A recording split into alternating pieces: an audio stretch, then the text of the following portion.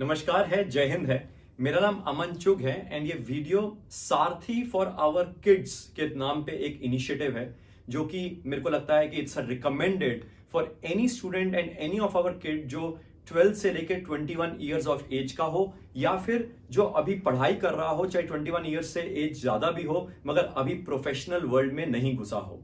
मगर इस वीडियो को देखने से पहले मेरी गुजारिश है कि अगर आप बीइंग अ किड ये वीडियो देख रहे हैं तो पहले आप मेरा प्रोफाइल जरूर देख लीजिए एंड यही प्रोफाइल आप अपने पेरेंट्स से भी जरूर शेयर कर लेना। एंड अगर आप बीइंग अ पेरेंट ये वीडियो देख रहे हैं तो मैं चाहूंगा कि आप भी मेरा एक बार प्रोफाइल देख लीजिए एंड अपने किड से भी ये प्रोफाइल जरूर शेयर कर देना। रीजन इसलिए क्योंकि अगर हम एज अ किड ये वीडियो देख रहे हैं तो कहीं ना कहीं हमारे पेरेंट्स ने बाहर के एक वर्ल्ड से इन्फ्लुएंस होकर हमारे करियर पाथ का डिसीजन फिक्स किया होता है कि हमारे बच्चे को यही बनना है। एंड कई बार वाइसा वर्सा बीइंग अ पेरेंट अगर आप ये वीडियो देख रहे हैं तो कई बार हमारे जो किड्स हैं वो कहीं ना कहीं इन्फ्लुएंस होके उन्होंने अपने दिमाग में सेटिंग कर रखे होते हैं कि हमने बड़े होके यही बनना है। तो हम उसको एक तरह से सैंक्रोसैंक्ट ना मानते हुए एटलीस्ट एक प्रोफाइल को हेल्दी वे में शेयर करते हुए फर्दर फिर इस वीडियो को जरूर देखें। सारथी ये जो प्रोग्राम है, ये जो इनिशिएटिव है, इसको शुरू करने के मेजरली 3 रीजंस हैं।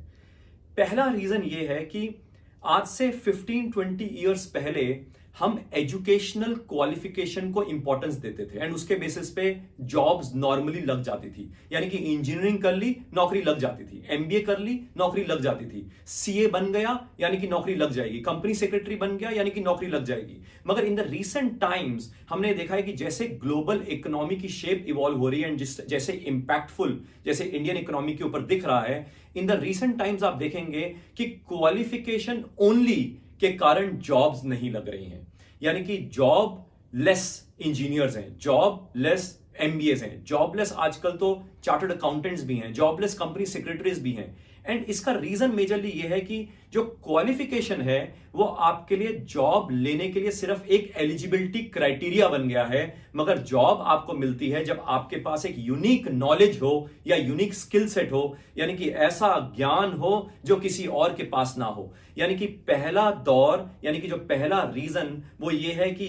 दौर जो है वो चेंज हो रहा है एंड कहीं ना कहीं आज के प्रेजेंट वर्ल्ड में भी माँ बाप या बच्चा ये सोचता है कि एमबीए कर लूंगा नौकरी लग जाएगी, इंजीनियरिंग कर लूंगा नौकरी लग जाएगी, सीए कर लूंगा नौकरी लग जाएगी, कंपनी सेक्रेटरी कर लूंगा नौकरी लग जाएगी। मगर उससे नौकरी, हाँ मैं यहां पे ये भी ऐड ऑन करना चाहूंगा, नौकरी विदाउट सेटिस्फेक्शन लगना या नौकरी वर्थवाइल ना लगना वो मेरी नजर में नौकरी लगना नहीं होता। इसके मतलब ये है कि वर्थवाइल नौकरी या सेटिस्फाइंग नौकरी के लगने के लिए क्वालिफिकेशन एक एलिजिबिलिटी क्राइटेरिया बन गया है एंड उसके साथ आपके पास एक unique knowledge and skill set होना बहुत जरूरी है। दूसरा मेजर रीजन इस सारथी फॉर किड्स का इनिशिएटिव शुरू करने का यह है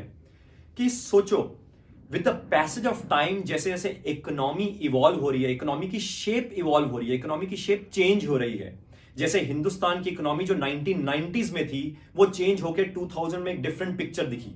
2020s में हिंदुस्तान की इकोनॉमी डिफरेंट पिक्चर दिखा रही है। मुझे याद है एंड आपको भी समझ होगी कि 2000 के एज में बीसीए और एमसीए की बहुत वैल्यू थी, मगर आज के एज में कोई खास वैल्यू नहीं है। In fact with in the qualifications भी इंजीनियरिंग में आज से 20-25 साल पहले हम कंप्यूटर इंजीनियरिंग को एक इंपॉर्टेंस देते थे, आज से 30-40 साल पहले इलेक्ट्रिकल इंजीनियर और इंस्ट्रूमेंटेशन इंजीनियरिंग को बहुत वैल्यू देते थे। इन द रीसेंट टाइम्स हम टेक बेस्ड इंजीनियरिंग जिसमें हम artificial intelligence, robotics, big data, data analytics की बातें कर रहे हैं इंजीनियरिंग के साथ जोड़ के। ऐसे ही सिमिलरली इनफैक्ट आज से 20-25-30 साल पहले कॉमर्स को कोई खास वैल्यू नहीं देता था। ऐसा कहा जाता था कि अगर बच्चा खास इंटेलिजेंट नहीं है तो उसको कॉमर्स ले दो। मगर आज के डेट में जैसे ग्रोइंग इंपॉर्टेंस है इकोनॉमिक पॉलिसीज की समझ होने के लिए, फाइनेंशियल मार्केट जैसे जैसे इवॉल्व हो रहा है एंड जैसे हर आदमी पैसा लगाने के लिए कोई वेन्यूज ढूंढता है मगर उसके पास कोई गाइड करने वाले मेजर लोग नहीं होते, तो वहां पे एक नीड बनी कि कॉमर्स वाले भी जो लोग हैं वो भी इंटेलिजेंशिया लॉट हो सकता है। यानी कि अभी रिसेंट टाइम्स में कॉमर्स की भी बहुत ज्यादा एडवांटेजेस देखने को मिली। इसका मतलब ये हम कहीं ना कहीं एक गलती जो एज अ पेरेंट्स करते आए कई सालों से कि हम इंजीनियर्स हैं तो बच्चों को इंजीनियर्स बनाएंगे, हम डॉक्टर्स हैं तो हम बच्चों को डॉक्टर्स बनाएंगे, हम चार्टर्ड अकाउंटेंट्स हैं तो हम बच्चों को भी चार्टर्ड अकाउंटेंट्स बनाएंगे। मगर आई थिंक ये सेकंड मेजर रीजन है ये सारथी फॉर किड्स इनिशिएट करने के लिए। एंड तीसरा मेजर रीजन ये सारथी फॉर किड्स इनिशिएटिव शुरू करने का ये था कि इन द रीसेंट 15-20 ईयर्स हमने ऑब्जर्व किया होगा कि हमारे करियर पाथ या हमारे जो बच्चों के करियर पाथ हैं वो इन्फ्लुएंस्ड, यानी कि इन्फ्लुएंस के अंडर एक तरह से करियर पाथ को बनाया जा रहा है। जैसे कि एज अ पेरेंट्स हम जब अपने फ्रेंड से उठते बैठते हैं, तो जब हमारा बच्चा 7th 8th 9th में होता है तो हम अपने फ्रेंड से पूछते हैं कि इस बच्चे को क्या करवाएं, एंड वो जो हमारे फ्रेंड्स होते हैं वो जिस भी लाइन में होते होंगे वो कहते हैं कि अपने बच्चे को ये करवा दो। या हम अपने रिलेटिव से पूछते हैं कि हम अपने बच्चे को क्या करवाएं। या फिर कई बार तो हमारे जो बच्चे होते हैं उनके जो फ्रेंड्स होते हैं वो जो करना चाहते हैं वो हमारे भी बच्चों को इन्फ्लुएंस कर देते हैं कि मैं भी ये कर रहा हूं, तू भी ऐसा कर, ये कर ले। इनफैक्ट साथ में ये भी हमने देखा है कि कई बार जो टीचर्स होते हैं जो हमें कॉलेज लाइफ में मिलते हैं या इवन स्कूल लाइफ में मिलते हैं, वो इन्फ्लुएंस करते हैं हमारे बच्चों को कि वो क्या करें, यानी कि करियर पाथ में कौन सी क्वालिफिकेशन या कौन सी स्ट्रीम लें। And the worst part is in the recent times कुछ लोगों ने साइकोमेट्रिक टेस्ट का एक बिजनेस बना दिया है, या इवन करियर काउंसलर्स करके कुछ लोग आ गए हैं। And I apologies to say with due regards to everyone, मुझे लगता है कि कहीं ना कहीं जितने भी लोगों से हम इन्फ्लुएंस होकर गाइडेंस ले रहे हैं अपने बच्चों के लिए, वो कहीं ना कहीं एक लिमिटेड शैलो गाइडेंस है। रीजन ये है, शायद मैं इसको 2-3 लफ्जों में ऐसा समझाने की कोशिश करता हूं कि जैसे एक एग्जांपल लेते हैं मैथ्स। हम नॉर्मली ये कहते हैं कि अगर मैथ्स बच्चे का स्ट्रांग है, या साइकोमेट्रिक टेस्ट वाले जब साइकोमेट्रिक टेस्ट करते हैं, या जब हम कई लोगों से पूछते हैं तो वो कहते हैं मैथ्स स्ट्रांग है तो नॉन मेडिकल करवा लो, अकाउंट स्ट्रांग है तो बीकॉम करवा लो, अकाउंट्स वीक है तो बीबीए करवाना, बीकॉम मत करवाना। पॉइंट ये ऐसे थोड़ा ना डिसाइड किया जाता है कि सब्जेक्ट कौन सा स्ट्रांग है और उसके बेसिस पे आप क्वालिफिकेशन को डिजाइन कर लो। एंड कई लोग ये शुरू से मानते हैं, जो मैंने रीजन नंबर 1 दिया, कि क्वालिफिकेशन के बेसिस पे वो सोचते हैं करियर पाथ डिसाइड हो जाएगा। यानी कि पहली गलती, हम सब्जेक्ट के बेसिस पे क्वालिफिकेशन डिसाइड कर लेते हैं, एंड क्वालिफिकेशन के बेसिस पे हम डिसाइड कर लेते हैं यहां से हमारा करियर पाथ जूम कर जाएगा। एंड यहां पे एक और जो एग्जांपल मैं देना चाहता हूं कि जैसे कि मैथ्स जो स्ट्रांग या वीक होता है बच्चे का, कभी हमने ऑब्जर्व किया है कि वो रीजन जो टीचर है उसका, अगर वो अच्छा टीचर मिल जाए तो हर एक का मैथ्स स्ट्रांग हो सकता है, एंड अगर बुरा टीचर मिल जाए तो हर एक का मैथ्स वीक हो सकता है। एंड इसलिए मैं तो नॉर्मली ये समझता हूं और कहता भी हूं कि मैथ्स का पर्पस हो सकता है लॉन्ग टर्म लाइफ में कहां आएगा कहां नहीं, मगर मैथ्स एक तरह से आपके दिमाग की धार को तेज करता है।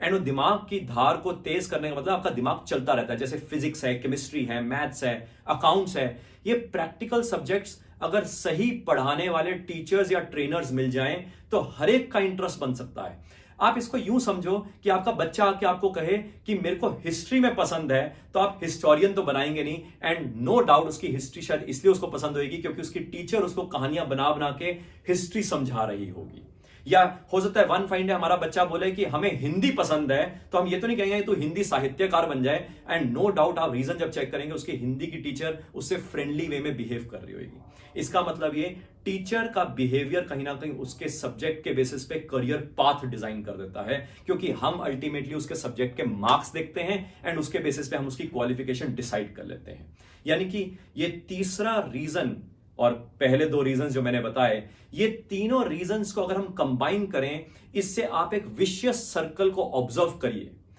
बच्चा मेजरली इन्फ्लुएंस्ड डिसीजन के तहत विदाउट अंडरस्टैंडिंग कि उसका पैशन क्या है और कहां पे इकोनॉमी इवॉल्व हो रही है, वो समझे बगैर हम एक लिमिटेड इन्फ्लुएंस या लिमिटेड अंडरस्टैंडिंग के बेसिस पे उसको एक क्वालिफिकेशन दिलवा देते हैं, ये सोच के कि ये क्वालिफिकेशन उसको नौकरी दिलवाएगी, मगर पिछले 15-20 साल से क्वालिफिकेशन नौकरी नहीं दिलवा रही, क्वालिफिकेशन सिर्फ एलिजिबिलिटी दे रही है। एंड जब वो एलिजिबिलिटी मैच हो जाती है मगर प्रैक्टिकल नॉलेज या प्रैक्टिकल स्किल सेट नहीं होता है, तो बच्चा जब ज्वाइन करता है किसी कॉर्पोरेट वर्ल्ड में, वहां पे परेशान होता है, एंड उस परेशानी को जूझने के लिए वो एक नौकरी छोड़ के सोचता है शायद दूसरी नौकरी में मेरे को सेटिस्फेक्शन मिल जाएगी, दूसरी छोड़ता है तो तीसरी में जाता है। इसी बहाने वो शायद पैकेज इंक्रीज कर रहा होगा, मगर पैकेज इंक्रीज का मतलब ये नहीं है कि वो वाकई में ग्रोथ कर रहा है, क्योंकि वन फाइन डे जब उसको 10-15 साल कॉर्पोरेट वर्ल्ड में हो जाते हैं तो उसको समझ आता है कि मैंने तो कुछ खास सीखा ही नहीं, और सिंस कुछ खास सीखा ही नहीं तो अगर मैं आज एंटरप्रेन्योर बनना चाहता हूं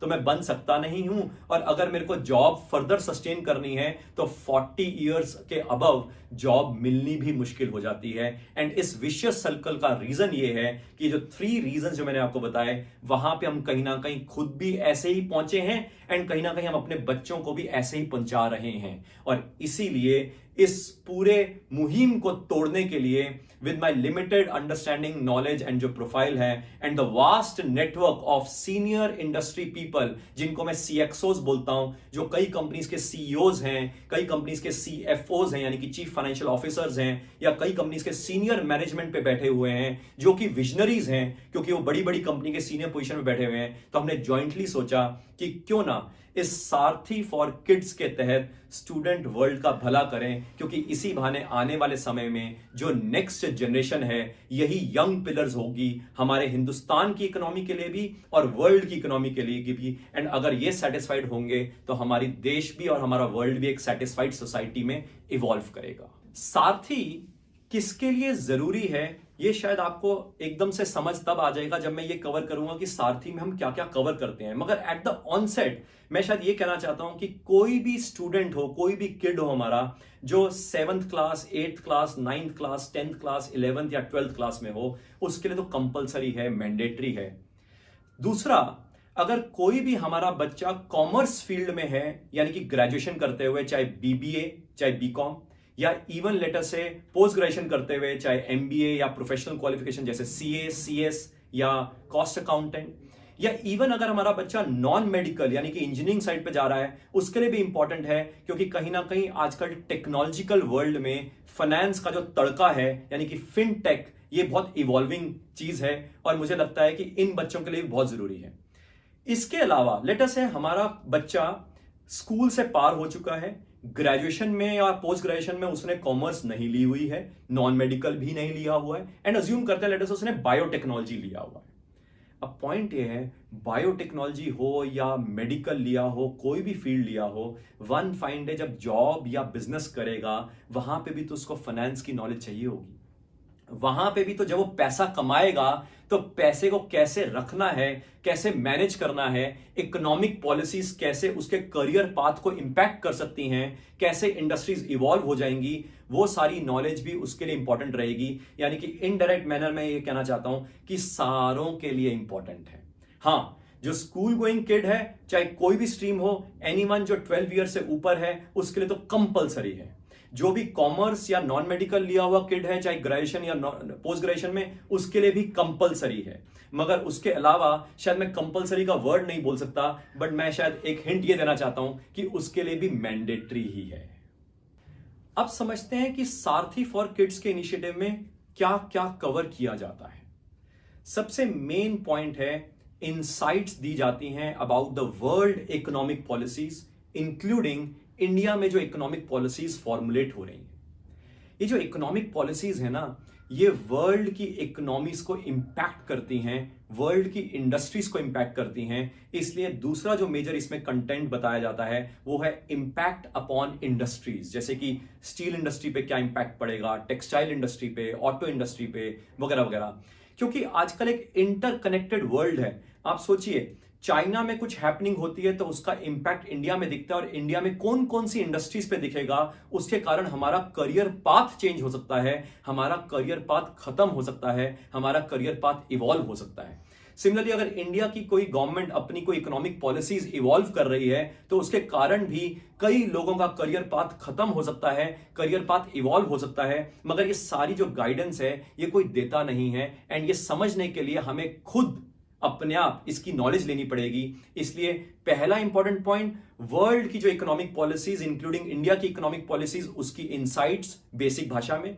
दूसरा, उसका इंपैक्ट डिफरेंट डिफरेंट इंडस्ट्रीज पे क्या होगा, वो देसी भाषा में, सिंपल भाषा में। एंड थर्ड, इसमें यह भी बताया जाएगा कि ये जो इकोनॉमिक पॉलिसीज और जो उसका इंपैक्ट इंडस्ट्रीज के ऊपर होगा, उसके कारण फाइनेंशियल मार्केट्स के ऊपर कैसे इंपैक्ट पड़ेगा, यानी कि शेयर मार्केट के ऊपर, म्यूचुअल फंड के ऊपर, बॉन्ड मार्केट के ऊपर, करेंसी के ऊपर, ऑयल के ऊपर, गोल्ड के ऊपर, सिल्वर के ऊपर। और कहीं ना कहीं मेरा ये मानना है कि बचपन से हर बच्चे को ये सारी मार्केट्स की अंडरस्टैंडिंग देनी बहुत जरूरी है, ताकि वो काबिल बन पाए अपना पैसा मैनेज करने के लिए भी, एंड कहीं ना कहीं इसलिए भी काबिल बन पाए कि कोई और उसका कमाए हुए पैसे को गलत जगह लगा ना दे। यानी कि उसकी भी अंडरस्टैंडिंग भी यहाँ पे फाइनेंशियल मार्केट के साथ एक तरह से इनडायरेक्ट वे में लिंक करी जाती है। और फोर्थ इंपॉर्टेंट पॉइंट ये है कि ये जो तीनों चीजें हैं इसके बेसिस पे उसका करियर जो गाइडेंस है, जो उसका करियर पाथ है, वो कैसे कैसे इवॉल्व होगा उसके बारे में इंसाइट्स दी जाती हैं, linking with the global economic policies, Indian economic policies, या उसका जो impact upon the various industries है, या उसका जो impact upon the various financial markets है। अब आपके दिमाग में यह आ रहा होगा कि सारथी फॉर किड्स, अगर ये कॉन्सेप्ट इतना अच्छा है मगर हमारे बच्चों को समझ कैसे आएगा? सिंपल है,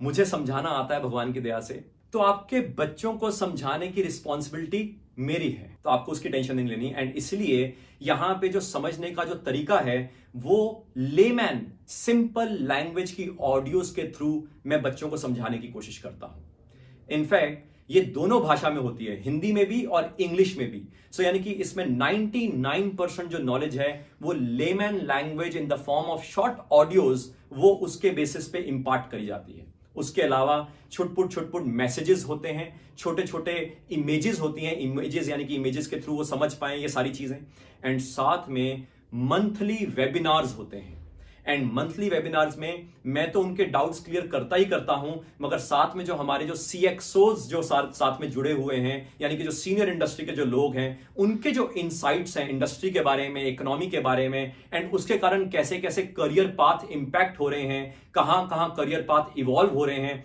वो सारी नॉलेज भी उन मंथली वेबिनार्स में पीरियोडिकली दी जाती है। अब शायद मैं कंक्लूजन में ये कहना चाहता हूं कि नॉर्मली अगर हमारे बच्चों ने कॉमर्स लिया हो ना, तो हम ये समझ सकते हैं कि कॉमर्स में मेजरली अकाउंटिंग, टैक्सेशन ऐसी नॉलेज मिलती है। मगर फाइनेंशियल वर्ल्ड की नॉलेज, इकोनॉमिक पॉलिसीज की नॉलेज या इंडस्ट्री की नॉलेज, वो सारी नॉलेज किसी भी कॉमर्स के क्वालिफिकेशन में, चाहे प्रोफेशनल क्वालिफिकेशन हो, चाहे पोस्ट ग्रेजुएशन हो, चाहे ग्रेजुएशन हो, वो वहां पे नहीं मिलती है। तो सोचो, कॉमर्स वाले बच्चों को भी फाइनेंशियल नॉलेज नहीं मिलती है, लिमिटेड स्कोप में मिलती है। एंड अगर कॉमर्स वालों को लिमिटेड स्कोप में मिलती है तो बाकी जो नॉन मेडिकल हैं, मेडिकल हैं, जिनको शायद कहीं ना कहीं फिनटेक करना पड़ेगा, या कल को बड़े होकर अपना पैसा मैनेज करना पड़ेगा, या कल को अगर वो एंटरप्रेन्योर बनते हैं, से फॉर एग्जांपल कोई बायोटेक्नोलॉजी वाला स्टूडेंट है, कल को वो नौकरी करता है और कल को वो एंटरप्रेन्योर बनता है और उसने कोई पेटेंट बनाया और उसकी वो कंपनी इवॉल्व करना चाहता है, स्टार्टअप खोलना चाहता है, उसके लिए भी उसको फाइनेंशियल नॉलेज, इकोनॉमिक पॉलिसीज के साथ लिंक्ड नॉलेज चाहिए होगी। इसका मतलब ये कहीं ना कहीं जो यहां पे जो हम नॉलेज देने की कोशिश कर रहे हैं, ये वो नॉलेज है जो थ्योरी में हम बांध नहीं सकते, इसकी किताबें नहीं लिख सकते, क्योंकि ये डायनेमिक नॉलेज है। हर रोज कुछ ना कुछ नया होता है इस वर्ल्ड में। कभी चाइना में होता है, कभी यूरोप में होता है, कभी रशिया में होता है, कभी यूएस में होता है। उसके कारण इकोनॉमिक पॉलिसीज चेंज होती हैं, इंडस्ट्री बिहेवियर चेंज होता है, इंडस्ट्री इंपैक्ट चेंज होता है, फाइनेंशियल मार्केट्स चेंज होती हैं। इसके कारण over a period of time career path भी चेंज होते हैं। तो मेरी गुजारिश ये है कि आप इसको एटलीस्ट, ये जो इतनी मेहनत से हमने इसको लॉन्च किया है, मैं चाहता हूं आप एटलीस्ट इसको एनुअली या एटलीस्ट सेमी एनुअली एक बार आप हाफ ईयरली के तौर पे सब्सक्राइब करके शुरू कीजिए। मैं हाफ ईयरली या एनुअली इसलिए कह रहा हूं क्योंकि मंथली वाले में हम जो इंडस्ट्री के जो वेबिनार्स हैं वो उसमें इंक्लूडेड नहीं है। इंडस्ट्री यानी कि जो CXOs के जो वेबिनार्स हैं वो सिर्फ हाफ ईयरली या एनुअल वाले में इंक्लूडेड हैं। जो मंथली वाले में है उसमें सिर्फ मेरे वेबिनार्स हैं, मगर हाफ ईयरली और एनुअल वाले में मेरे भी वेबिनार्स हैं एंड CXOs के भी वेबिनार्स हैं। तो एटलीस्ट वो एडवांटेज आप अपने बच्चों के साथ 6 मंथ्स के लिए या एनुअल के लिए एक बार शुरू करके देखिए। एंड मुझे लगता है सारथी फॉर किड्स के इनिशिएटिव में सिर्फ आपका बच्चा नहीं, कल को उसके जो कलीग फ्रेंड्स भी जब इसमें ज्वाइन करेंगे तो वो कहीं ना कहीं जब ऐसी डिस्कशन करेंगे अपने फ्रेंड्स के सामने तो उनको समझ आएगा उनको बाकियों से ज्यादा आता है। जब वो टीचर्स के सामने डिस्कशन करेंगे तो टीचर्स को समझ आएगा इन बच्चों को ज्यादा आता है। जब वो हमारे कलीग्स यानी कि पेरेंट्स जो एज अ पेरेंट्स जो हम हैं, जब हमारे कलीग्स हमारे घर आए होंगे, जब उनके सामने हमारे बच्चे ऐसे बात करेंगे इकोनॉमिक पॉलिसीज और इंडस्ट्री के बारे में, तो कहीं ना कहीं उस सोसाइटी में हमारी एज अ पेरेंट्स भी रिस्पेक्ट बनती है। इसी के साथ मैं गुजारिश करता हूं कि हम इस इनिशिएटिव में इकट्ठे जुड़ते हैं। Thank you very much. नमस्कार। जय हिंद।